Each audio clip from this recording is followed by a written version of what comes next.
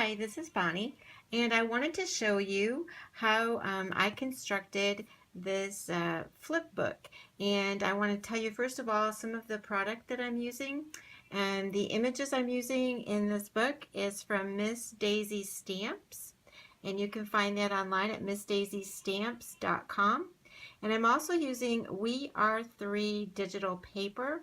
All the paper you see other than the white cardstock is from paper that I am designing and selling also within a store that is missdaisystamps.com. So if you go to missdaisystamps.com, you will see the images and you will also see the digital paper. The digital paper that I am using for this particular flip book is called actually Miss Daisy. And then the blue right here is also from a collection that is called Christmas in July. There's some other papers I'm using that were scraps from some collections, and I'll let you know which ones those are as we go. So I actually put a ribbon throughout the cover. And oh, also all the sentiments that you see in here are also from Miss Daisy stamps, and I also made a few sentiments as well. So this little image right here is called Daisy Girl. And then inside we have, this is Lulu. And the paper again is from the Miss Daisy collection. And this paper right here is from Burlap Beach. And this actually is a tag that you can flip in and out because I made a band to go across. And then you unfold it one more time on this side. And this paper again is Miss Daisy. This paper right here is from Dandelion Wishes. And yep, I just want to show you how that worked. And it opens up one more time on this side. And again, the paper, I've already said what all the paper is, so you know. And the sentiment right here is from Miss Daisy Stamps. I'm going to slide it over a little bit, and this is a flap. And again, this is from Miss Daisy Stamps, and this opens up, and you can put anything inside of it. I'm kind of making this like with the idea that it could be a prayer journal, so you could put tags or whatever inside of it and write on the little notes saying who you're praying for or what you're praying for. Okay, so I'm going to fold this side back up, and I'm going to open up the opposite side. And this stamp right here is from We Are 3 digital stamps. This one's from Miss Daisy. And this one's from We Are 3 digital stamp or digital sentiments. And this one's from We Are 3 digital sentiments also. And it opens up one more time. And this sentiment right here is from Miss Daisy Stamps. And like I said, all the paper is from We Are 3 digital paper. And this one opens up to its flap right here. So it's called a flip book, and it's because it flips and goes back inside itself. And then this is the back. There's nothing on the back. And then you just tie it shut. And that's your flip book. I'm going to go ahead and show you some of the papers and how I constructed it next. Are you ready to make your flip book? This is what you're going to need in order to do it. You will need 3 cardstock, white cardstock papers. I am using the 8.5 by 11 cardstock, and like I said, you need 3. And what you're going to do is with 2 of them, you're going to cut the entire length across, but you're going to make it 5 inches wide by 11.5 inches, and you're going to need 2 of those. And then you're going to just take the other one and cut it exactly in half. So you will have 4.5 by 11 and 4.5 by 11. So the first thing you'll need to do is we're going to take the 5 by 11 and a half, or 5 by 11, excuse me, and we're going to take it, and we know that 5.5 is the center. And so I am allowing a little bit of a, I want to call it a binding edge for your, it's kind of like a flip book. So I don't know if you can really see that really well, because I did already score it. What I did was I have the 5.5 mark right here, and what I did is I went on each side of the 5.5 mark by 1/4 of an inch. So I have a 1/2 inch center. That allowed me, because these pages are 4 inches wide, that allowed me 1 inch on each end. So you score at 1 inch and you score at 10. And then, because of how we're going to connect it, you're also going to, on one paper, where you've got the 10 scored, you're going to go in by 1/4 inch. So it'll be 9 3/4, and it'll be 10 inches on just one paper. Then on your other paper, same concept for the center that I told you about, allowing your 1/2 inch. Technically, if you really want to know, it's 5 1/4 score and then 5 3/4 score on both of those papers. And then again, it's 10 inches and it's 1 inch. But for this one, you're also going to be scoring it at 10 1/4 and at 3/4. So we've got those 2 pages, and then the ones that we cut already in half that were 8 and a half. So they were 4 1/2. Let me say 4 1/4. Is that right? Yeah, 4 1/4 by 11 inches. We have 2 of those because we cut it exactly in half. And then to score these, all you have to do is put it on its side, and you'll be scoring it at 2 inches and at 7 inches, because this allows us for our 5 inch length that we need for our book. So the next thing we will do is we'll put these pieces together. Now, here's the deal. The one that I told you, the 5 inch by 8 1/2 or 11 inch, is what you need to do. Remember, I only told you to do one of the double score. This one that's just the one score is going to be all the way to the left. That comes first. And then what you're going to do is take one of, the other papers, and you are going to, got the wrong one. You can see where I scored it at 2 inches. That is going to line up with the top of the 5 inch one. And right next to that, we're going to allow that 1/4 inch for when we fold it over, just for that we have a little bit of space, and for bulk.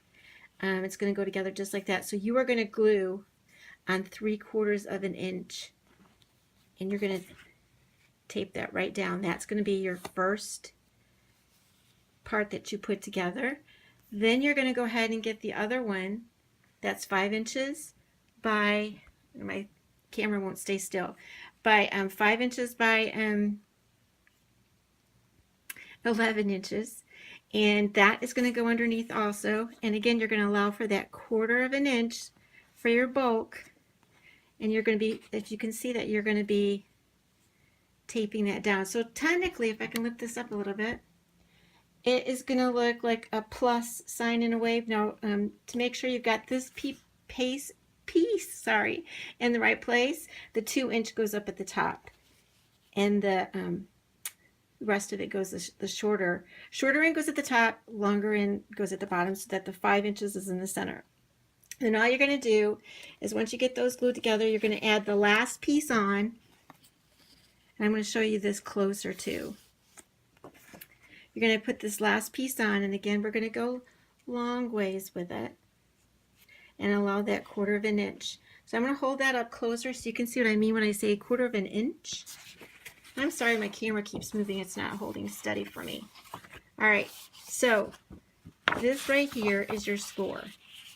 I'm showing you the score, how it's going to really look. Okay, you can see that 1/4 inch. I don't know if you can see it in my camera or not. There's a 1/4 inch right there. And you're going to take this piece, and again, like I said, this is the 2 inch flap, goes up at the top.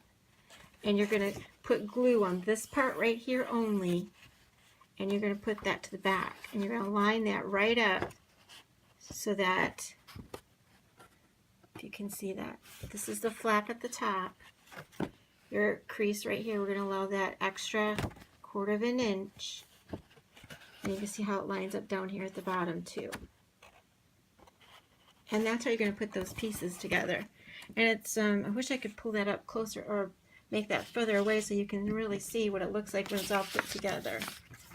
When you saw it in the book, what I showed you earlier, you could see how it all unfolded.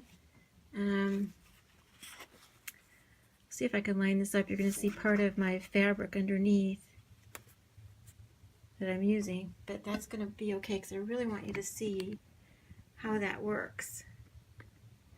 You can see how that goes together. Let me see if I can slide that down just a little bit.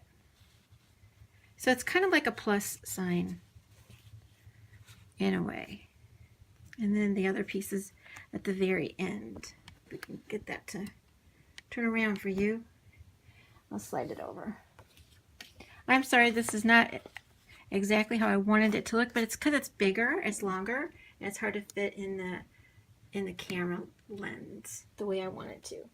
So once you get those all glued together, you're going to notice that you're going to have, because you glued it, you're going to have some of these flaps showing on the back, but you will be covering those with paper, because each one of these I cover with paper. So like I said, you just fold the creases. It's going to be just like a book. Oh, and this first one, the very first part of the flap, we don't need this 1 inch.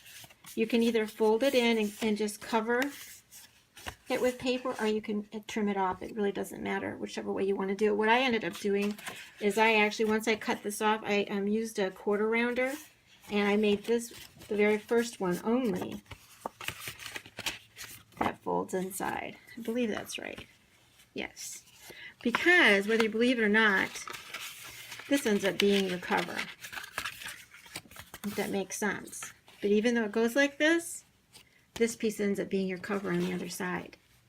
So it's kind of cool how you get it to, go together. So I'm going to glue this all together and come back and show you.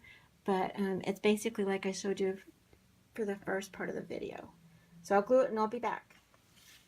All right, so I have it all together, and we're going to do a little bit of adjusting for our score lines. I found out that I was kind of not doing it exactly the way that I wanted, which is typical when I try to change things.